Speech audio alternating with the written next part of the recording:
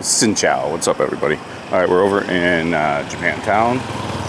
In this video, I was gonna do a video about this in Da Nang for real.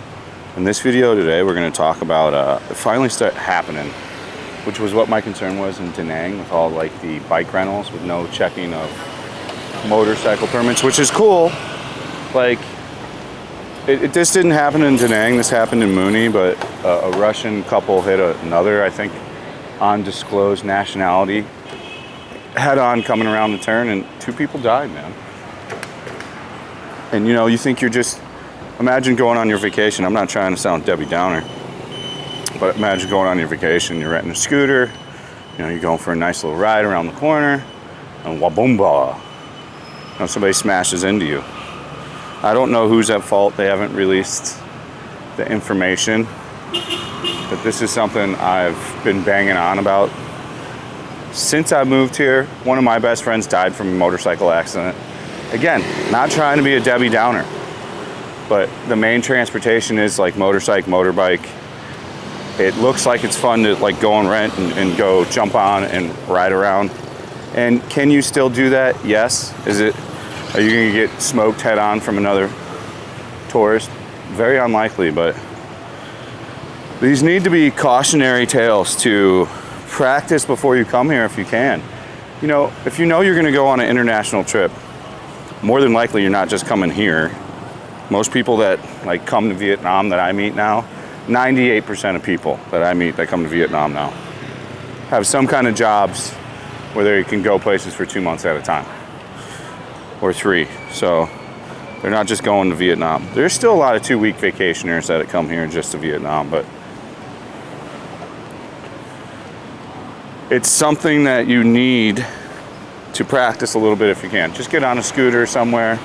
Usually most places you would be surprised, like where you live, there's some kind of motorcycle scooter training school that you can go to for a weekend, and the guy will have like a scooter and he'll show you how to use the gas and brake, sit on it and balance. Just that alone will greatly reduce the chances of something happening. And when you do rent the bike, first thing you need to do is check the brakes, check the gas. Immediately check the brakes. They try to give you, if it's a piece of shit bike, just return it right there and there. You know, there's no need to drive around a piece of shit. They try to give you usually a foreigner the crappier bike.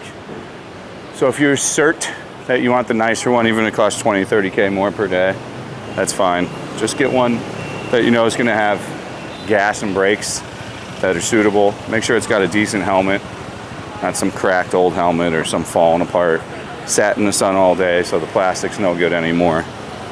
You know, these are a quick 2-minute things that can save your life, and I recommend that you do it.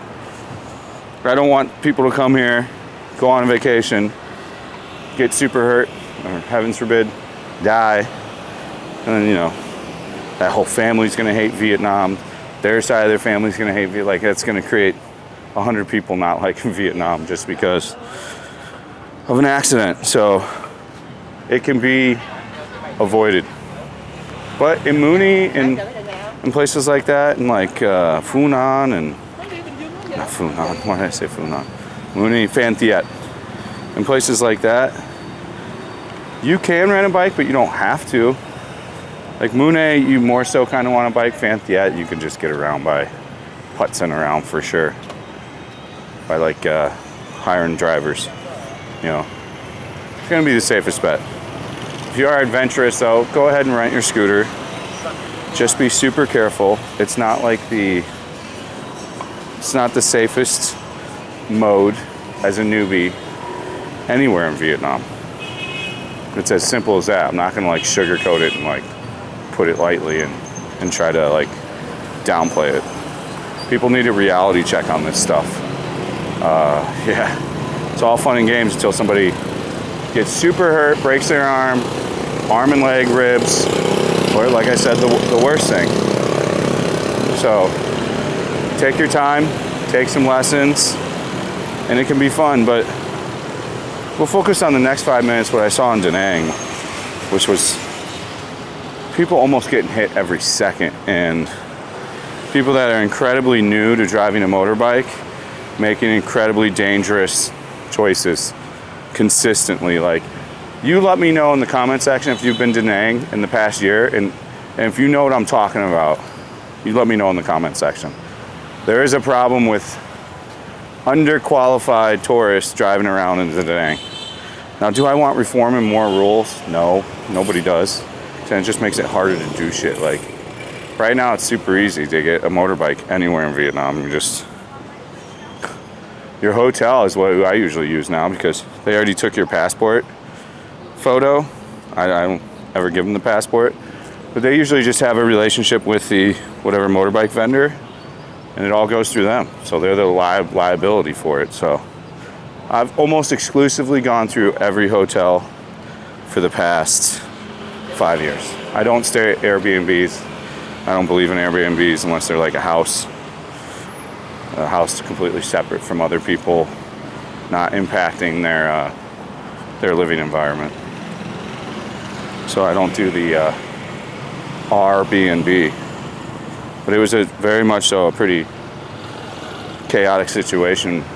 Not so from the Vietnamese and not from the locals, not from the expat locals, but from, like, I was watching crazy stuff with, like, you know, a dad with his kid on the back and stuff, like, from Europe, not knowing really what he was doing and stuff. Like, could be some pretty, I watched I don't know, a dad with his kid, and he pulled out in front of, he was watching other Vietnamese, and he had just ran the bike. They barely figured out the brakes and stuff, and he had pulled out pretty aggressively in front of some big expander, a SUV that, you get even clipped at how fast they go. It's not going to be a good time for you. So if you have accessibility to taking a lesson of any sort on a scooter, if you've never rode in one, I recommend it. If you have, and you're a well-experienced rider, I still recommend you take it slow and easy here. I'm still, to my knowledge, one of the slowest people and more cautious drivers out of every expat I know and friends. Almost everyone drives faster than me, including my wife. So I don't mind being slow, because slow and steady wins the race and gives you reaction time.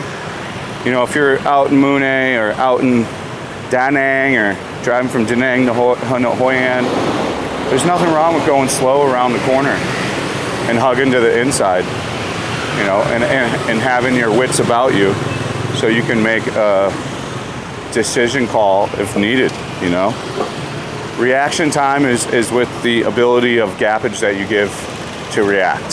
So the slower you are and the fewer things you're around, the more you have to react. So give yourself a cushion of reactionary moments. Go slow. High Van Pass is probably the greatest thing in Da Nang. I highly recommend it. Just practice up. Don't take it too fast. If you're an experienced rider, ride it a few times before you let it rip. Boy, Da Nang is super fun for riding around a bike. But let me know if you've been to Da Nang. I'm curious if you've seen the same kind of chaos that I've seen there. I wouldn't be surprised if they're not next for a lot of bad things happening. I hope to God not. So I hope people really take these videos as cautionary tales, and just don't jump on a scooter for the first time and go, it's a twist and go, so just pulling the gas and braking hard. It's not what you want to do. As ever, I hope you enjoyed it. Wasn't trying to be a Debbie Downer. It's just something I wanted to address. Sometimes these videos come around.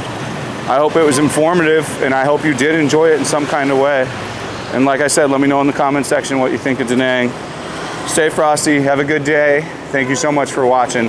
We'll see you on the next one. Peace out.